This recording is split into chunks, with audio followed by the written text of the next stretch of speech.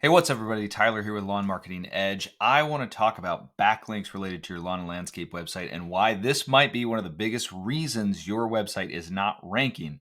I know the internet is full of tons of content about backlinks, but I'm amazed at the number of lawn and landscape contractors that still just don't have any real footing when it comes to what the backlink influence is on their website. So I'm going to attempt to break that down.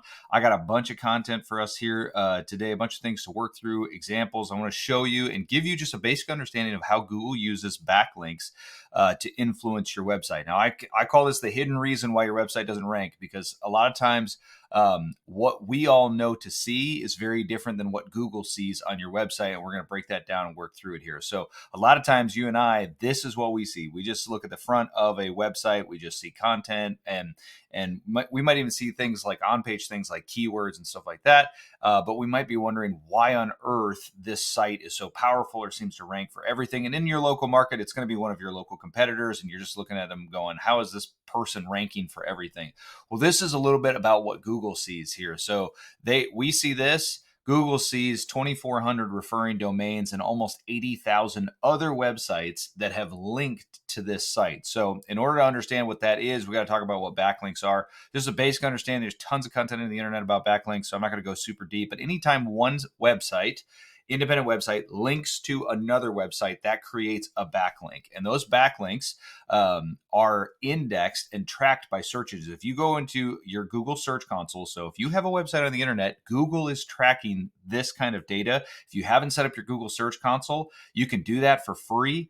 Just go to search it out. Just do a Google search for Google Search Console, and you can go in and set up your own website and get linked to that. And then you can get an understanding of what's going on in the background. Google is tracking internal links, external links, and they are giving you an understanding of what they see when it comes to your website. So that's what I mean when I say we see this. Well, the hidden thing, the thing we can't see, is how many other websites on the internet are linking to that site, but Google can see that. And so that gives it a ton of power and gives it a lot of ability to rank. So what I want to focus on today here is I'm not going to get deep into backlink theory here. This is meant to be something that empowers you to take action quickly, and you don't need that much information in order to take action. But what you do need to understand is just the basics here across backlinks and what are good steps that you can and should take in order to get this working on behalf of your own website. So let's cover a couple of what I call backlink truths. This is such a deep topic. But these are things that we know for almost absolute sure. I'm sure if there's some SEOs in the that are watching this video, we can nitpick about some of these details. But for the most part, your average lawn and landscape company, whether you're a marketing director or a business owner, you're going to be able to put some of these truths into action and be totally safe and actually make positive action on behalf of your website. And so that's what I'm looking to cover today. I'm not trying to go into depth on all of these things. And I want to take us through a live example of how this all works and how you can start to put it together. So let's roll through this.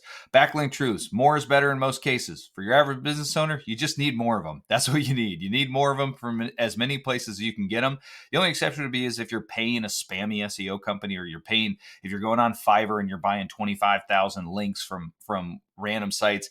That is not going to do things to help your business. That's very dangerous. There's a few and far between that those things can be helpful, but Google will actually punish unnatural linking to your site.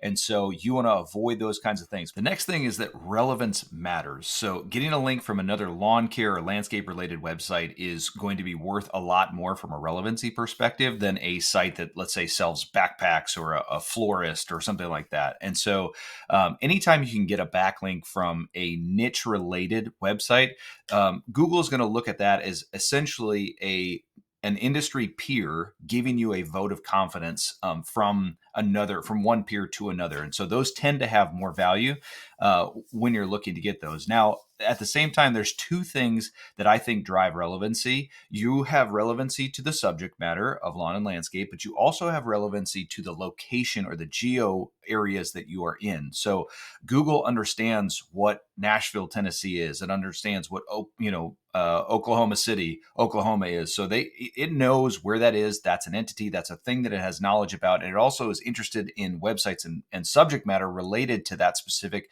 location. And so anytime you can get geographical relevance, that can matter as well. So I like to have situations where if you have a site that is maybe not as directly related to your subject matter, but it is related to the same city and their website talks about the same city, I'm totally fine with getting that link in most cases because that has a geo relevance to it. And so there is some relevancy tied together with those things. And then last, there's also a thing we call like sister industries. So if there's a fencing company in your town, or there is a pest control company, or a contractor, or a handyman, these are all closely related to home services. And so I would be totally fine with getting those links as well. So if you have some friends and family that have those kinds of businesses that you can start to work together to get links from those, that would be a great place to do it. Keeping with our truths here, let's go on to not all links are created equal. So I'm going to go into depth about this, but this is an important point here. The more backlinks that a website has, the more power that's going to come to that website. And I'm going to break that down on a power basis here for you. But just know that getting any links from big websites like the NALP website here, which has almost 80,000 backlinks, that's going to give you a lot more value than a link from a website with 10 backlinks. So most people get hung up on those things of thinking, well, I just want to get the ones that have big ones. The first thing is just going to be, just go get them. Get the links where you can get them. As long as they're following these kind of guidelines, you're going to be just fine with those. The 80,000 backlink websites are few and far between, so don't let that get you hung up, and just go out and start getting yourself some backlinks. So cross-linking. So there's a lot of content out there about cross-linking. Is it better or worse to have, if you link to them and they link to you, is that okay? That is absolutely okay on a small scale. So if you are working with other individuals in your city, go ahead and say like, hey, I'll throw a link on my website. Do you want to throw one on yours? We'll just cross promote each other. That's going to be okay in 99% of the cases that you're looking at with these. If you're starting to do that at scale, at 10,000 links or 1,000 links or whatnot, then you're going to run into a problem. But for the everyday business owner, cross-linking like this happens all the time, even in non-niche related sites. It's just natural internet cross promotion of like, you want to throw your church webs, you like your resource page has like your church on it or your YMCA or those sorts of things, where you're promoting non-industry specific links and things like that. It only gets into trouble when you start to do it at scale or start to do it in spammy ways. So, now saying that, one of the things I will say is a one-way link is better. It is more powerful to have a link just from them to you. But in a lot of cases, our offer to people really breaks down when it breaks down when you're just asking people over and over again, hey, can you just link to my website? That's going to help me. Can you link to my website? That's going to help me. It's much better to say like, hey, I'd love to give you some value in return. Can we link to each other? Or can you list me as part of your recommended vendors or something like that on your website? Those kind of conversations are much easier to have. And chances are you're going to get 10 times more link if you have that kind of cross promotion culture, as opposed to a just link to me kind of ask and things like that. So last but not least here, anchor text matters. So anchor text is that text you see over a link. So anytime you see, this classic blue letter underlined, and there's text over it, that right there is called anchor text. That anchor text is a key relevancy signal. So a lot of times, this is where SEOs used to abuse this all the time. And this was bread and butter stuff when I got started, is you would want to make these anchor text things like if you were, let's say, a lawn care company in Jackson, Tennessee, you would want to say like, hey, check out my lawn care company in Jackson, Tennessee, right over this link like this. And that would be textbook way to help your site gain more power. Because what you're essentially saying is not only is this a link from this site to mine, but it's a link that's talking about the exact service I do in the city that I do it. And that anchor text relevancy, Google paid a lot of attention to. Now it got super over abused, and now Google doesn't pay as much attention to it. Or as a matter of fact, if you overuse it, they'll pay a lot of attention in terms of you will get your hand slapped for abusing anchor text ratios. And so don't worry as much about that. If you can get a partial keyword mention in your backlink in the anchor text, that's great. Hey, check out my friend. This is where having the word lawn care in your business or landscaping in your business pays huge dividends because they can link to, let's say, your Johnny's Lawncare.com. If they just put your link, Johnny's Lawncare.com, lawn care is the keyword that's coming in through that anchor text.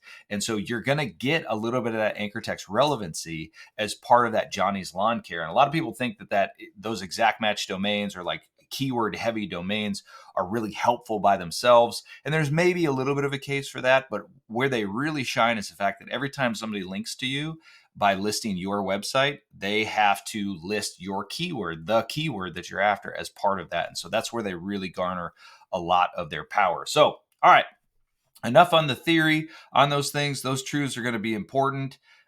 Just make sure I didn't miss anything there. Now let's break down how this actually works. And I want to show you just from a mathematic perspective, which first of all, I'm not saying I'm good at math at all. That's not my strong suit at all. But I do know that related to all of this, behind all of this, Google is simply doing math when it comes to your website and how it ranks. So typically when you're looking at the search engines and you're seeing people ranked ahead of you, being able to go out and assess how many backlinks they have is going to be one of the key components where Google's just doing math. Your website may not have as many backlinks as these other folks do, or they're not as powerful, or the relevancy associated with the anchor text isn't as powerful. All of that adds up to garner support to the big equation of SEO. So let's take a look at this. Diving in here. I'm going to start down here, and we're going to talk about websites linking to your site and how those powers stack up. So you can see I've basically tried to model what the web looks like here when it comes to a backlink perspective. These are just other websites out on the web, and these are websites that are linking directly to your homepage. Now, they can link to lots of other pages. It's not just your homepage. And one of the things we teach all the time is that Google doesn't rank a website for a term. It ranks a page of a website for a term. And so that's going to be important here in just a second. I'll explain why. But the way that this ends up working out is, let's say you've got 3 direct links from other websites to your site. They've all given you that vote of confidence. Well, one of those 3 also has 10 other websites that have linked to it. And so this one has significantly more backlink power going to it than these other 2, which let's just say that they are kind of new websites or starter websites kind of thing. So we're going to start with just basic math and saying that like every single one of these websites, if they link to you, is going to give you a power of +1. And so you're getting this +1 vote of confidence from this other website.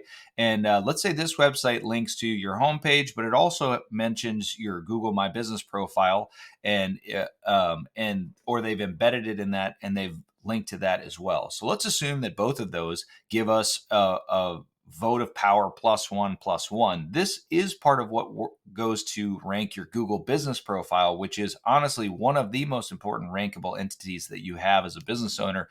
It's very important we pay attention to that. And that's a whole nother topic associated with it. But if these other websites can link to that profile as well, think of the same math that's happening here of you're getting a vote of confidence to that Google business profile. We also have Facebook pages. So these 2 websites are given these +1s. All that power is going into your homepage here. This one great website that you've gotten, though, and I've seen this many times, is probably worth all of these other websites combined in the fact that it has a bunch of power going to it, and it's giving you that kind of +10 power that comes with that. And so that's the basic math that we expect. And again, I'm not trying to get, I know SEOs, we could debate exactly what the power ratios are here. That's not what I'm after. I'm after the top level concept of the visuals here that just goes big websites better than small, more backlinks better than none. And so now there is some nuance here too, which I get this question all the time. Does my Facebook page count as one of these links? And the answer to that is no. Google devalued Facebook page links. I also put here that the Google business profile is not necessarily sending the same power.